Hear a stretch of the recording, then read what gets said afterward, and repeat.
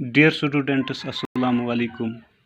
I teacher Abdul Karim SSAPS Darzi Mahalla Khudi Zone Mawar District Kupwara. Today our subject is English for 5th primary and our topic is the man who empowered the blind. तो प्यारे बच्चों, ये page number आपकी book का 48 है। तो यहाँ से हम शुरू करें। Have you ever been in a room when the lights suddenly go off and everything becomes dark? आप कभी ऐसे कमरे में जाओ तभी अचानक से वहाँ जो लाइट है वो चली जाए और सब कुछ काला ही काला नज़र आए, यानी अंधेरा हो जाए, डार्क हो जाए। How lost you feel? तुम्हें कैसा महसूस होगा उस वक्त जब लाइट चली जाएगी और सब कुछ अंधेरा ही अंधेरा नज़र आएगा। But then the light comes back and all is well for you.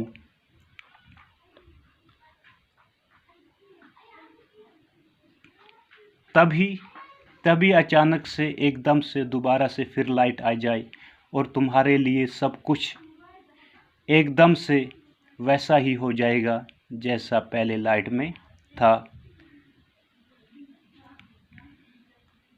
Imagine someone for whom the light never come back and his her world is dark all the time.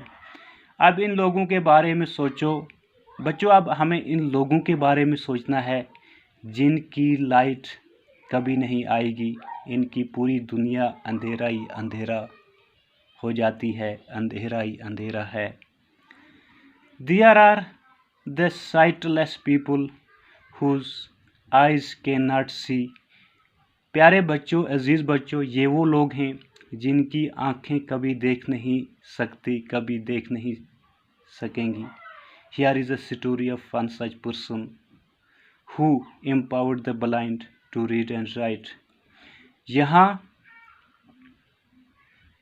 यहाँ हम जो स्टोरी, ये कहानी पढ़ेंगे वो एक ऐसे ही इंसान की है, एक ऐसे ही शख्स की है जिसने ब्लाइंड यानी अंधे लोगों को पढ़ने और लिखने की सलाहियत दी और इनके अंदर पढ़ने और लिखने की सलाहियत को उजागर किया, पैदा किया। तो प्यारे बच्चों, Louis Braille was born in a small village of Capre near Paris, France in 1809. Louis Braille जो हैं वो एक छोटे से गांव में कैप्रे के पेरिस के पास जो था फ्रांस में 1809 को पैदा हुए।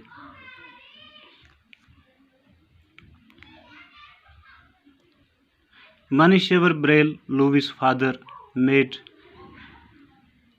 harnesses and saddles with an awl.